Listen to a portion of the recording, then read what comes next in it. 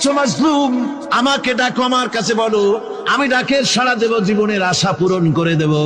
ওই সময় যেই সমস্ত লোকেরা কাঁদে তাহাজ্জুদের নামাজ পড়ে, আল্লাহ জিজ্ঞেস করেন ফেরেশতারা, অমুক অমুক দেশ অমুক অমুক বান্দারা কাঁদে কেন? ফেরেশতারা বলে, রব্বুল আলামিন তুমি তো ভালো করে জানো। আল্লাহ বলেন, জানি, তবুও তোমাদের মুখে শুনতে চাই।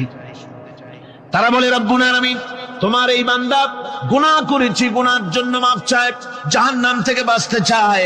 আল্লাহ পাক বলেন, ফেরেশতারা আমার এই বান্দারা আমারে দেখেছে নাকি? বলে দেখে নাই।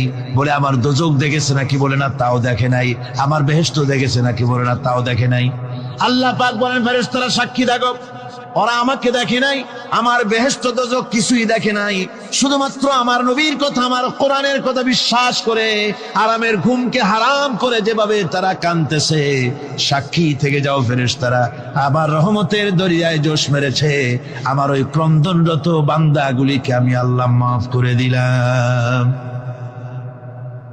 সুতরাং মুমিন বান্দা যারা, আল্লাহর মুমিন বান্দা,